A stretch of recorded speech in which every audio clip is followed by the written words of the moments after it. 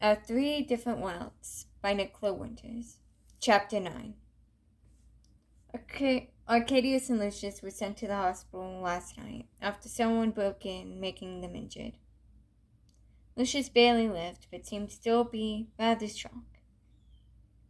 They were back and getting prepared for Arcadius's coronation as I chased Olivia around the room, trying to crack a crooked bow she had on her dress.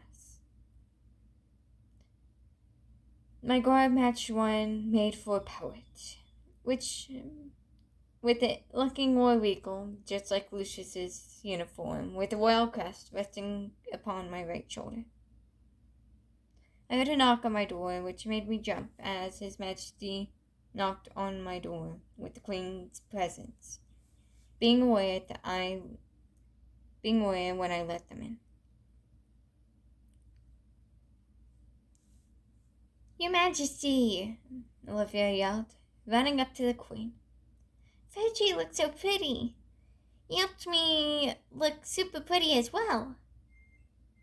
It seemed like they could tell my wince when she ran up and latched onto them. "You look quite lovely, my dear," the Queen said, picking up Olivia into her arms. She cracked at the bow and, with my permission, took her out of here, the King coming over to help me correct small bits of my new uniform that I am to wear.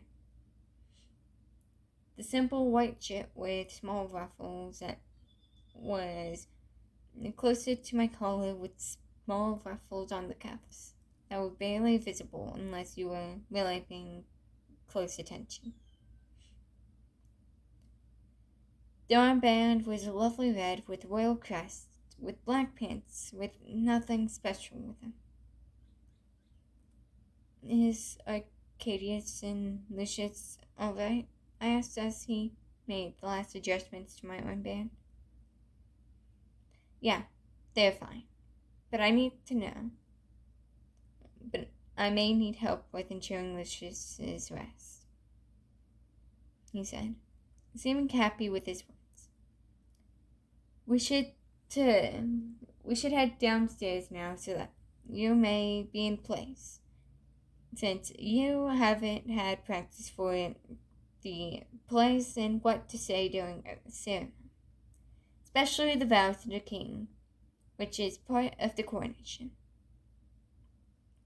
We only have an hour to get you in place and to remember at least the vow.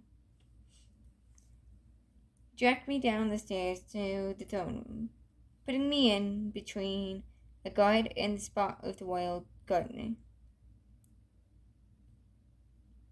Why have the poet here instead of being close to the scribe or the teacher?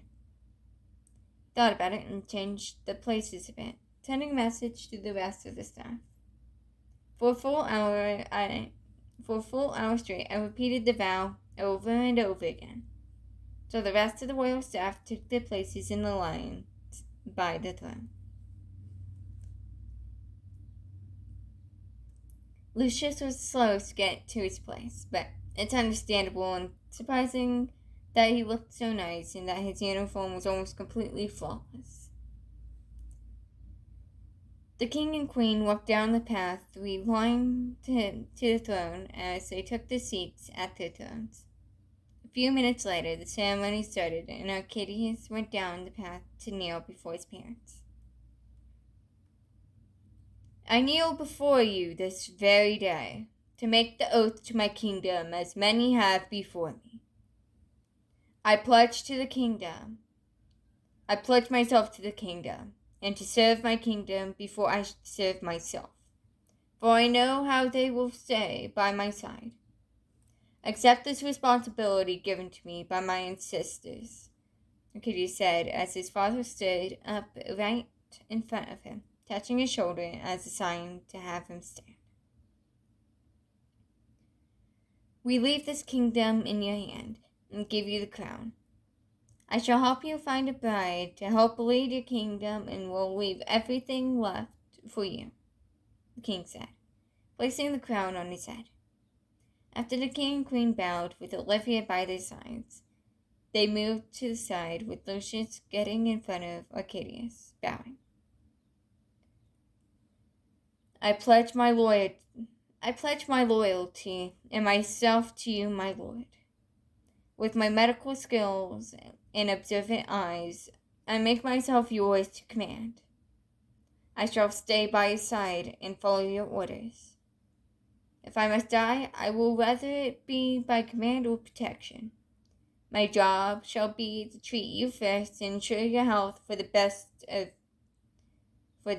you and your kingdom, he said, before standing back up and getting back to his place in the line.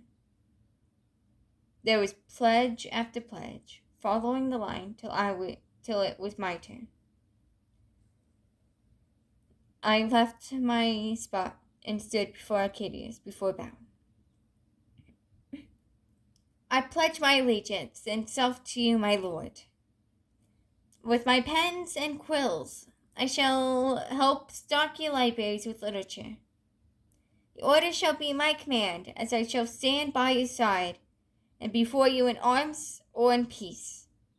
If I must die, I shall, whether it be by arms, whether it be orders or protection for you. My life is forfeit. With this job, I write for you, even if my hand shall stop me. I will write for you to help better and inform your loyal subjects, I said, stumbling through it like I was reading it off a page. I just saw for the first time. I stood up and walked back to my place in the line, with eyes looking at me with curiousness.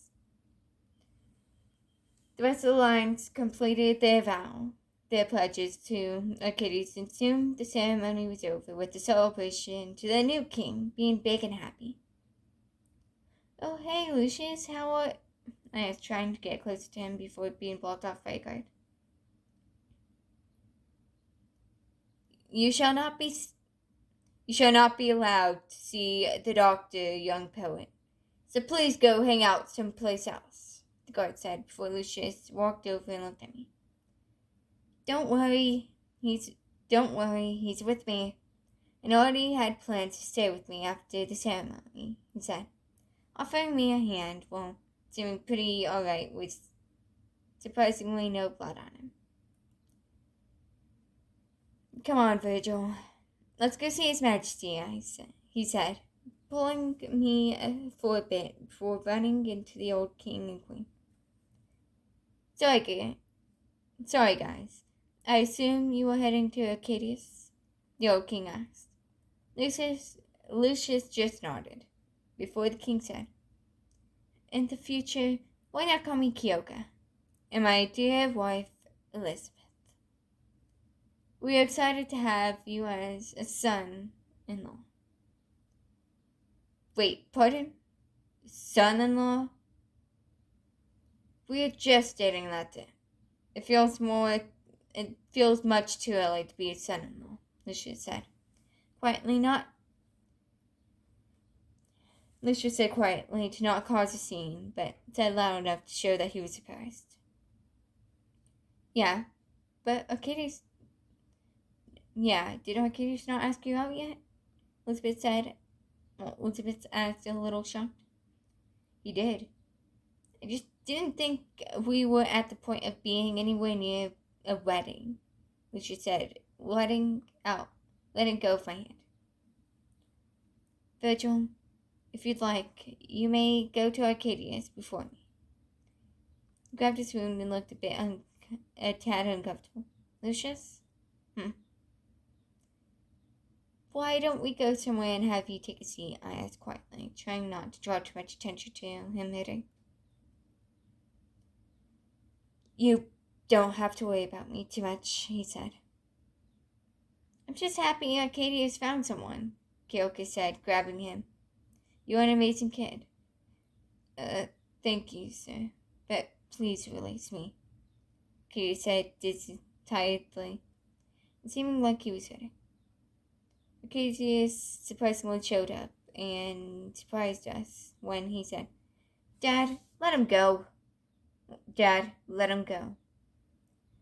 At that, Kyoka let him go, and Lucious fell into Arcadius, seeming kind of dizzy.